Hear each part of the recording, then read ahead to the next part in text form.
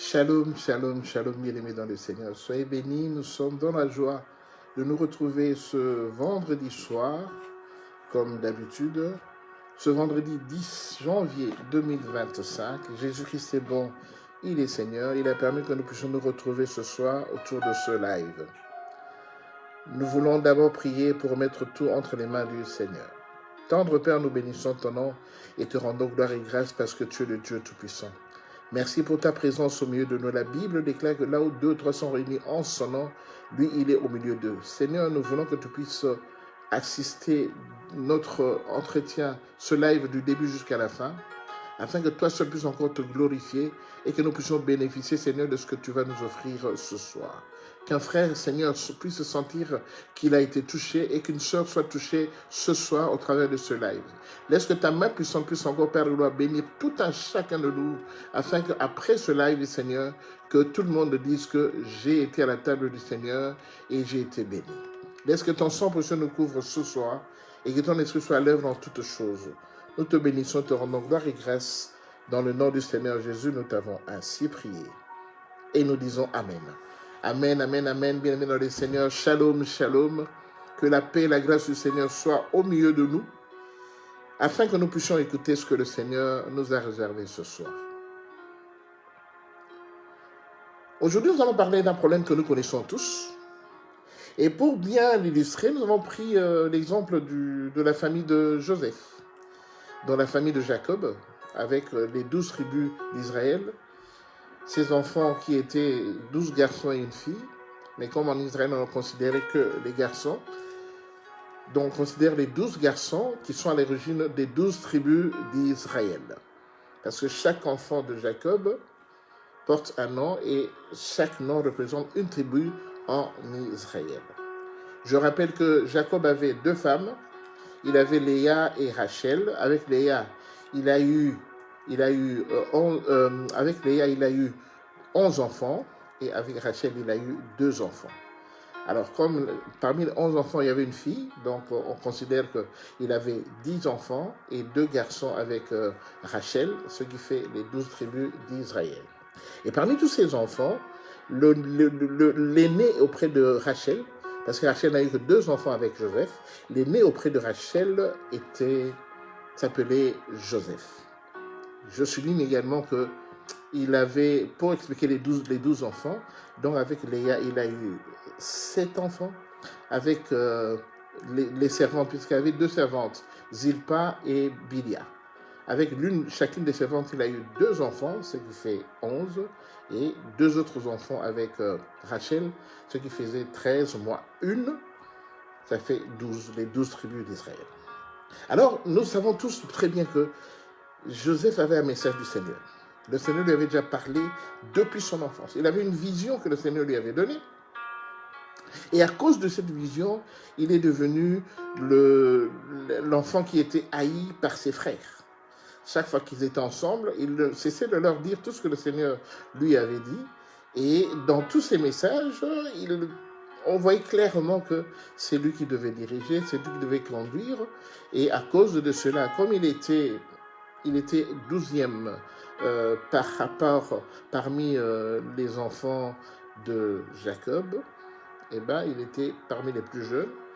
À cause de cela, ça créait la jalousie auprès de ses frères, qui avait décidé d'abord de le tuer.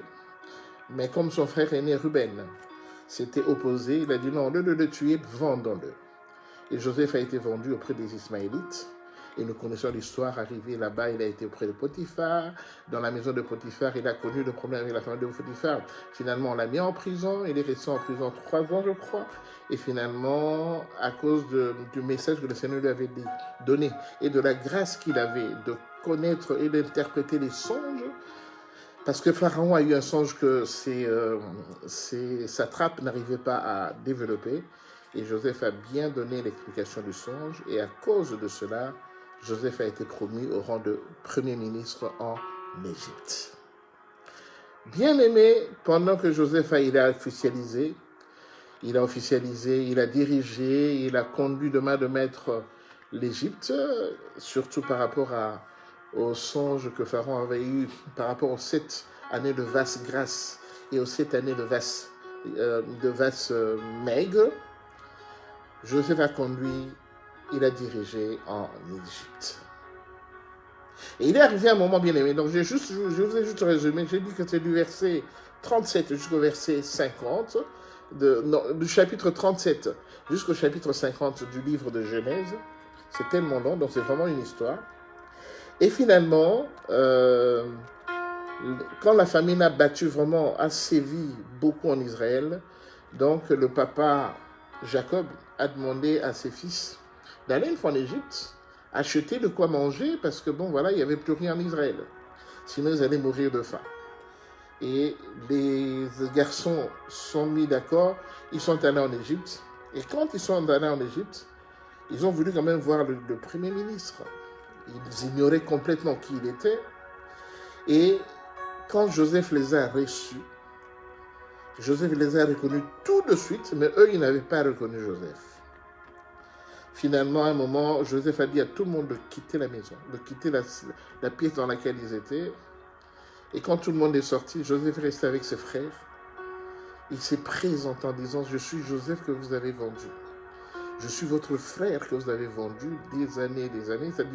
Ça durait, quand on a bien calculé, donc ça durait à peu près 22 ans qu'ils s'étaient séparés. Depuis le moment où il avait vendu, il avait 17 ans. Et ils l'ont retrouvé 22 ans après. Donc Joseph avait 41 ans. Non, 39 ans. Il avait 39 ans. 22 ans. Alors, il s'est présenté auprès d'eux, il a pleuré, il les a embrassés, vraiment, il leur a dit que voilà, il leur a expliqué tout ce qui s'était passé pendant ce moment. Alors finalement, il a demandé comment va papa. Et ils lui ont dit voilà, c'est lui qui nous a envoyé venir acheter des vivres pour manger. Papa, il est déjà dans la vieillesse, il s'approche petit à petit vers la fin de sa vie.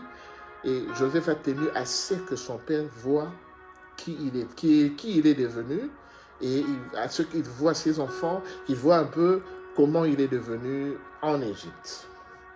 C'est ainsi que Joseph va leur demander d'aller repartir en Israël, prendre papa et l'amener pour qu'il puisse se voir. Alors, ce qui fut fait, les frères ont accepté, ils sont repartis, ils ont été rechercher Jacob, et ils sont venus avec Jacob d'abord ils ont fait une halte à Beersheba, ensuite ils ont continué jusqu'à arriver en Égypte.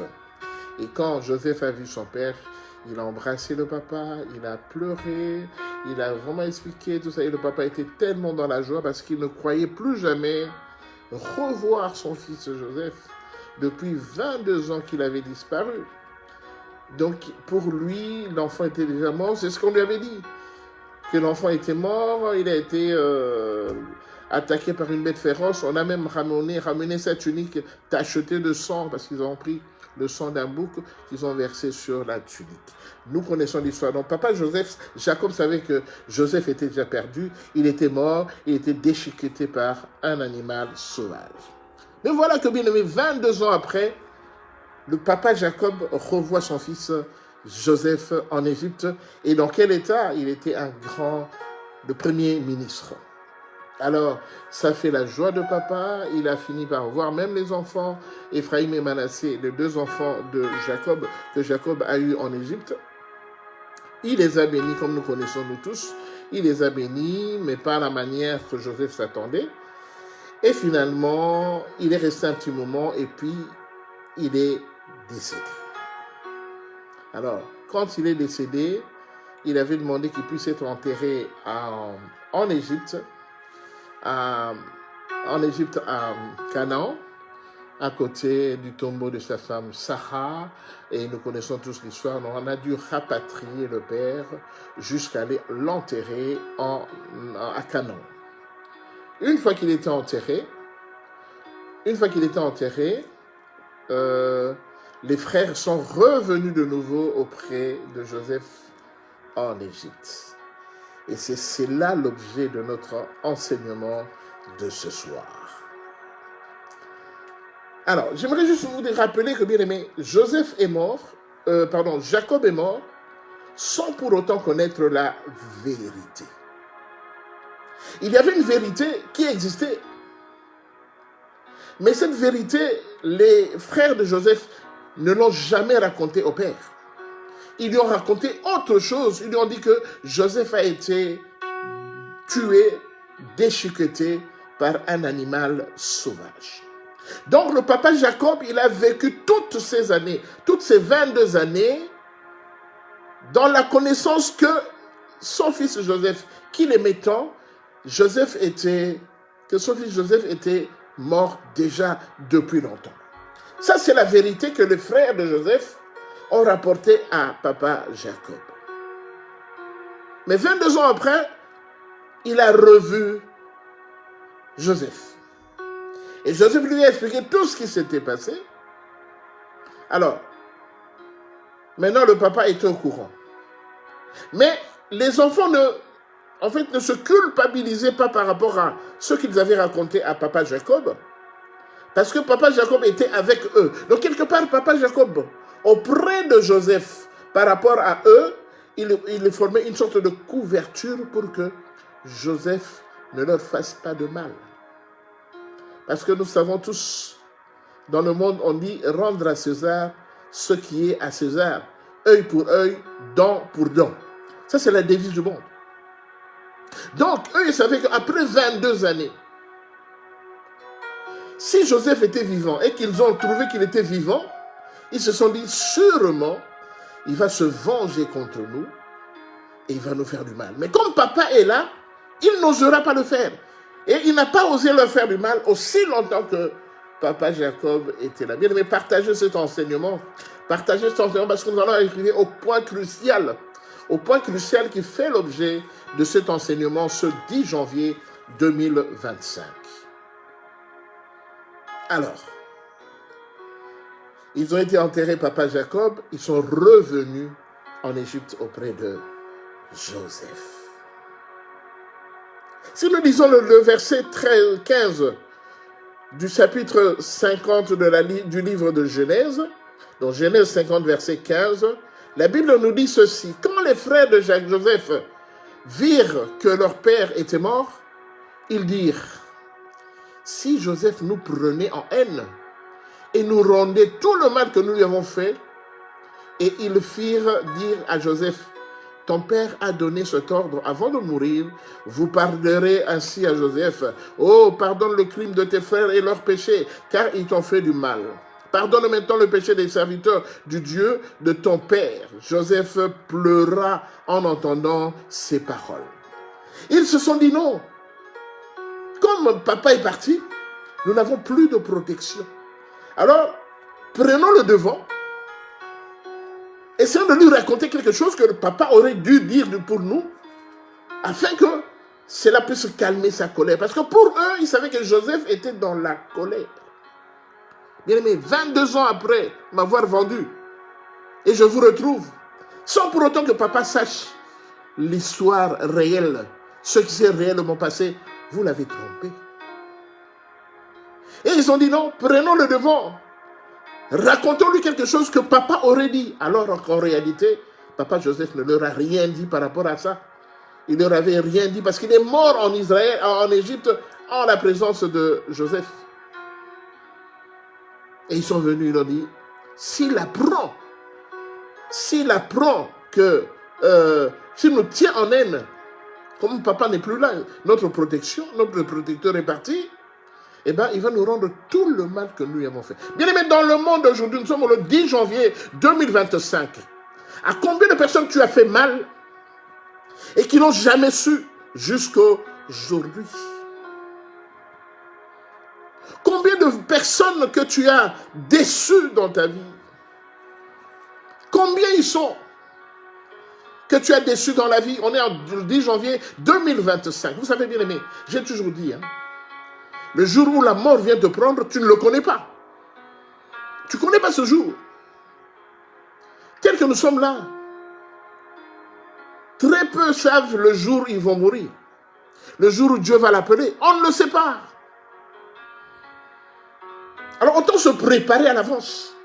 J'ai une thèse ici, j'ai regardé, j'ai lu une fois sur une thèse, il était écrit que l'homme s'améliore en vieillissant.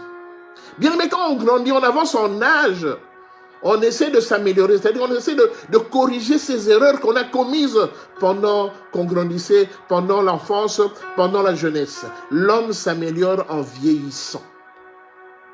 Bien aimé, quand on prend de l'âge, on devient beaucoup plus sage pour essayer de corriger certaines erreurs qu'on a toujours commises en grandissant.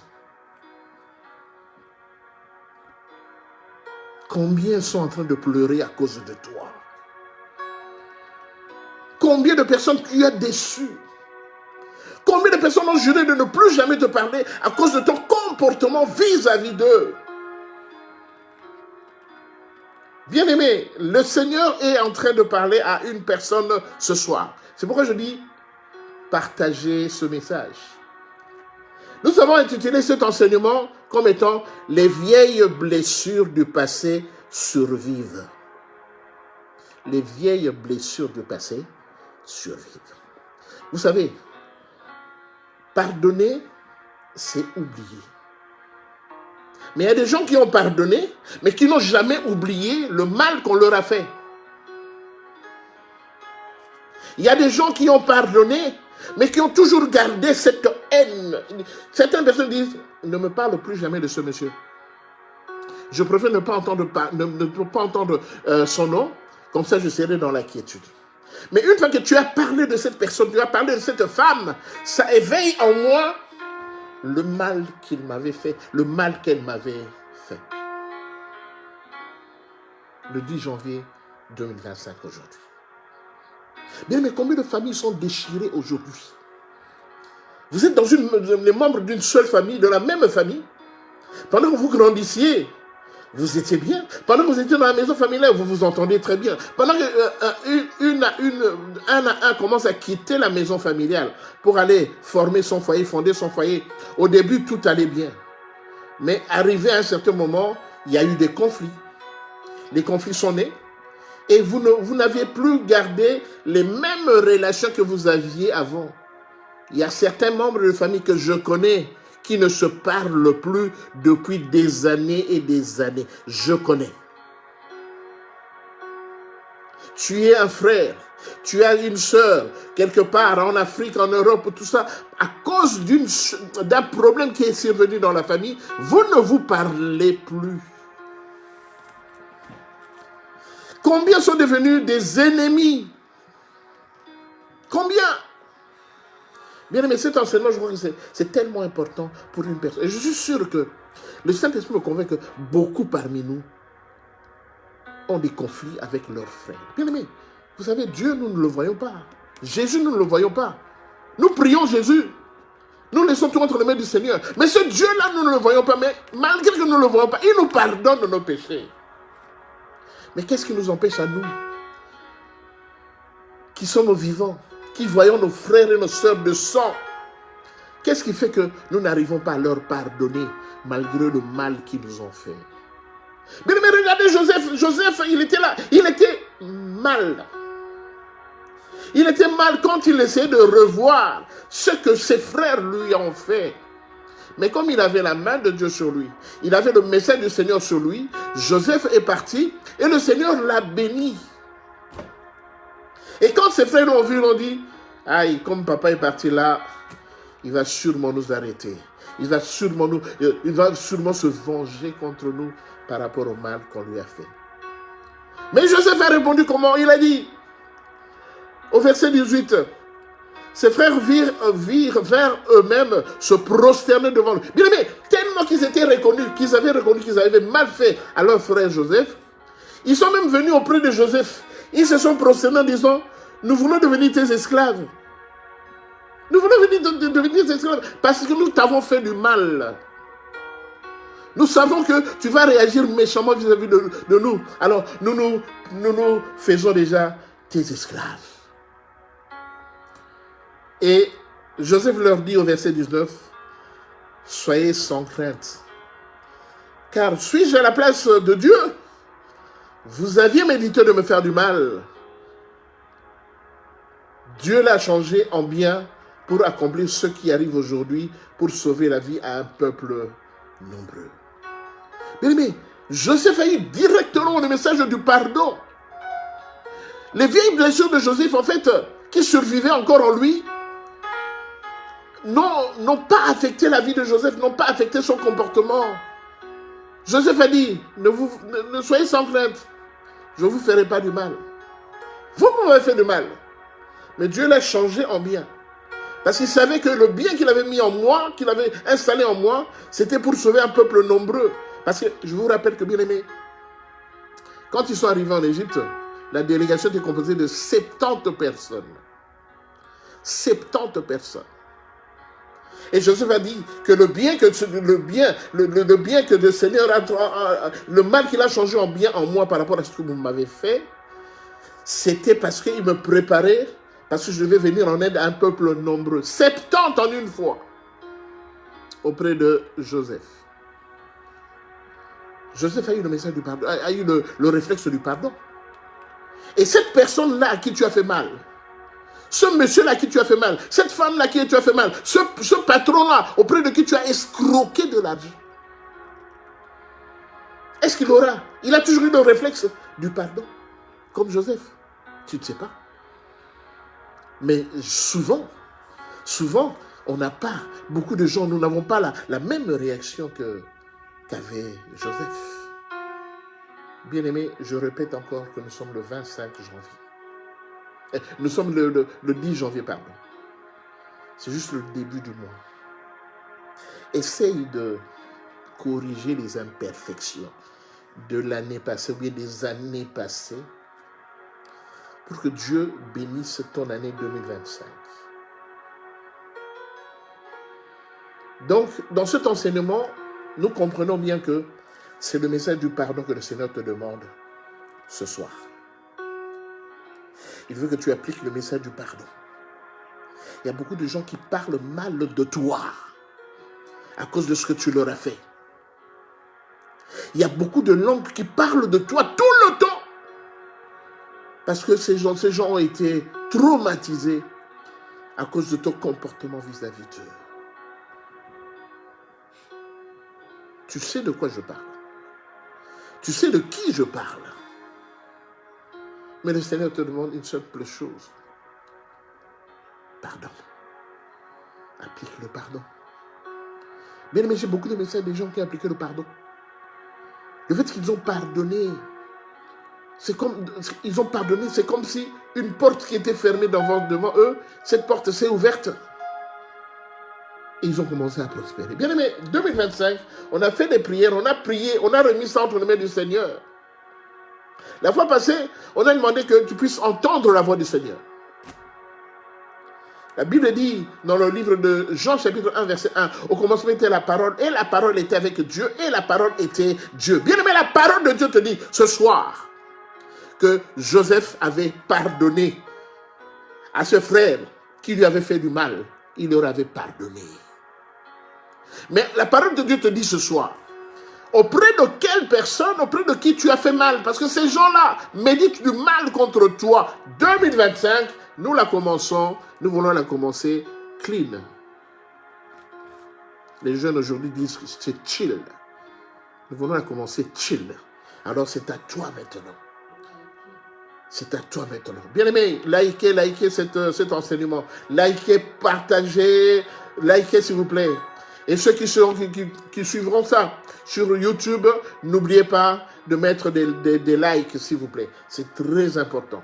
Le Seigneur t'amène un message du pardon ce soir. On va juste faire une petite prière de pardon. Et tu vas continuer.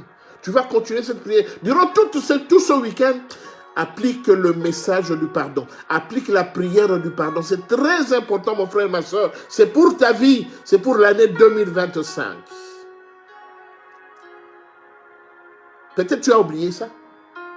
Tu as oublié qu'il y a des gens, bien aimés, auprès de qui une sorte de blocage s'est fait par rapport à ta vie. Tu as haï certaines personnes, tu ne veux pas parler à certaines personnes. Bien aimé, tu formes des blocs. Et ces blocs-là sont dans ton cœur, bien aimé. Et quand le Seigneur vient, quand le Saint-Esprit arrive, il voit qu'il y a des blocs dans ton cœur. Comment veux-tu évoluer? Avec des blocs que tu as mis dans ton cœur, tu as enfermé certaines personnes. Et le Seigneur n'ouvrira pas non plus.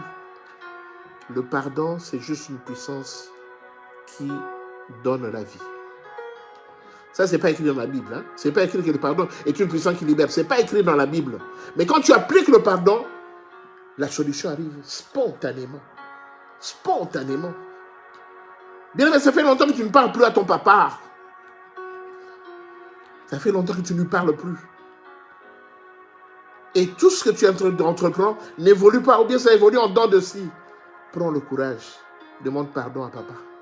L'enfant prodige est revenu. Il est revenu.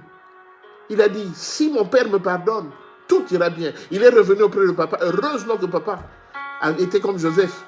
Il avait déjà pardonné. Quand il l'a vu, il est couru auprès de lui et ils se sont enlacés, embrassés. Il a demandé pardon. Le papa dit, tu es mon fils. C'est normal que tu t'étais entêté, mais maintenant tu reviens. Je t'accueille à bras ouverts. Demande pardon à ton père.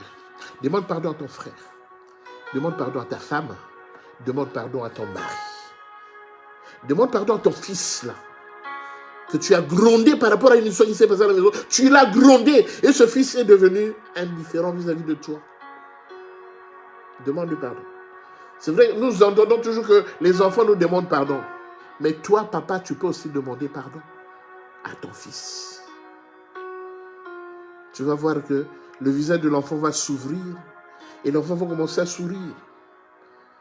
Il y a des gens qui ne sourient plus. Tellement que leur âme a été affectée. Ils n'ont plus envie de sourire. Ils n'ont plus envie d'ouvrir la bouche.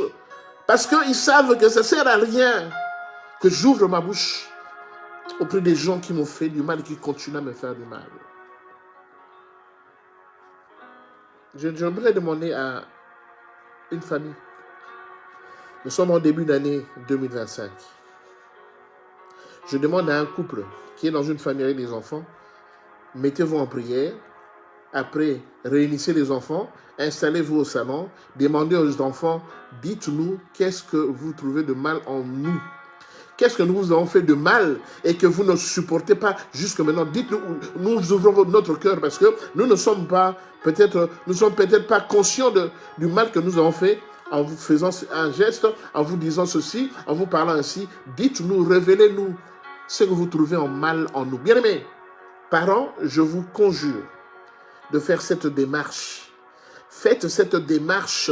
Parce que cette démarche va vous aider énormément. Parce que souvent, nous n'avons pas le temps de parler avec nos enfants.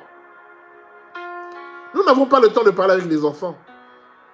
Prenez les enfants, parlez avec eux. Parlez. Celui-là, depuis qu'il s'était marié, il est parti, il ne vous adresse plus jamais la parole. Vous n'avez plus jamais de ces nouvelles. Ce n'est pas normal. Il attendait juste son mariage pour se séparer complètement de vous. Or, aujourd'hui, c'est le message du pardon. Je veux prier, bien aimés, pour que vous puissiez continuer cette prière de pardon pendant le week-end. Là où vous êtes bien aimés, touchez votre cœur et je vais commencer la prière pour que vous puissiez la continuer pendant le week-end. Tendre Père, je viens auprès de ton trône de gloire. Je reconnais que je suis un pécheur. La Bible déclare, approchons-nous donc avec assurance du trône de la grâce, afin d'obtenir miséricorde et d'être secourus dans nos besoins. Seigneur, c'est ta miséricorde que je demande, Père. Je ne suis pas clean, je ne suis pas propre, Seigneur. Je sais que j'ai dû faire des choses que toi, tu n'as pas appréciées. Je sais que j'ai dû beaucoup, Père gloire, toucher à certaines âmes, à certains cœurs qui sont, Père gloire, qui se renfermés vis-à-vis de moi. Je sais que j'ai dû décevoir beaucoup de personnes dans mon comportement, auprès de ma famille, auprès de mes amis, auprès de mon entourage, Seigneur. Je sais que j'ai dérangé beaucoup de personnes, Père. Mais je viens ce soir, en tant que ton fils, implorer ta miséricorde, Seigneur. Ta miséricorde pour tout cela que j'ai blessé. Ta miséricorde pour tout cela auprès de qui je fais du mal. Ta miséricorde de l'homme de Galilée, Père, pour tout cela qui sont en train de souffrir aujourd'hui psychologiquement et spirituellement à cause de moi. Seigneur, aie pitié de moi, Seigneur. Aie pitié de moi, l'homme de Galilée, Père gloire. Seigneur, tu as demandé, Père gloire, Seigneur Jésus, que nous puissions implorer, Père gloire, ta grâce et ta miséricorde, Seigneur Jésus, qui se paie. Parce que tu as dit que ce qui a coulé sur la croix, Père gloire, que nous puissions nous en servir, Père gloire, pour laver nos corps, nos âmes et nos esprits, Père. Voilà pourquoi je plaide que ton sang précieux qui a coulé au mont Golgotha vienne encore me laver le cœur de mon frère et de ma soeur ce soir. Seigneur, nous qui sommes fautifs, nous qui sommes des pécheurs, Père, laisse que ton sang précieux nous rende invisibles aux yeux attaques de l'ennemi. Surtout que ton sang précieux nous lave, nous nettoie, Père. Qu'il nettoie nos âmes qui sont meurtries, qu'il nettoie nos âmes qui sont pécheresses, Père.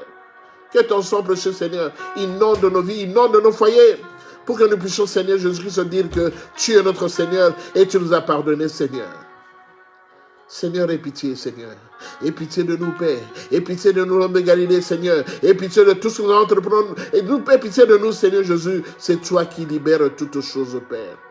Je te bénis ce soir. Je te bénis pour mon frère et ma soeur, Père gloire, qui va continuer cette prière de repentance, Père. Qui va continuer cette prière de pardon, Seigneur Jésus. Parce que je sais que les vieilles blessures, Père gloire, sont en train du passé survivre toujours. C'est vrai qu'on dit qu'on oublie, mais une fois qu'on y pense, on revoit la scène, on revoit ce qui s'est réellement passé. Seigneur, que ta grâce soit sur nous tous, que ta grâce soit sur nos cœurs ce soir, et que ton esprit soit à l'œuvre dans toutes choses, Père. Je te bénis, Père. Donne-nous encore le courage, Père. Donne-nous encore la force, Seigneur, de demeurer dans cette prière de repentance, parce que je sais qu'auprès de toi, tu as dit, les disciples t'ont demandé combien de fois nous devons pardonner. Toi, tu as dit, il faut pardonner 7 fois, 77 fois. Seigneur, j'implore ton pardon. J'implore le pardon de mon frère, le pardon de ma soeur, pour que tu puisses encore nous donner la paix. Que l'honneur vienne qu'à toi, Seigneur. Nous nous accrochons à ta parole et nous demeurons, Seigneur, pour que cela s'accomplisse dans nos vies. Dans le nom du Seigneur Jésus, nous t'avons ainsi prié. Amen. Amen, amen, amen, bien-aimé dans le Seigneur. Continuez cette prière pendant ce week-end.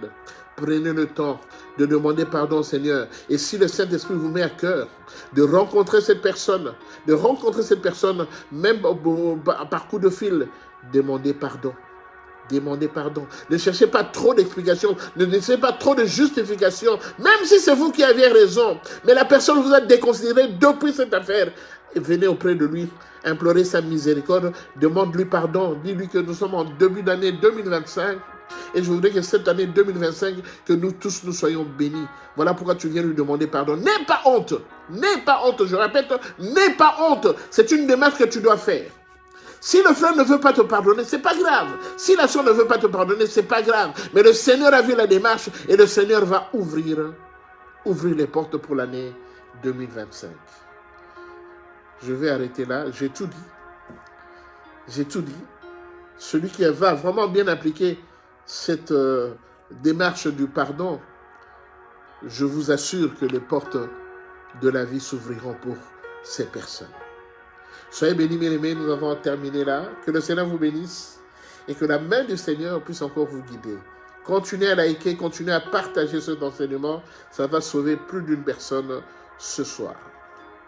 Si le Seigneur ne revient pas encore, on se revoit le lundi prochain à 8h30 pour notre live de début de semaine. Dans l'entretemps, je vous dis, soyez bénis. Shalom, shalom.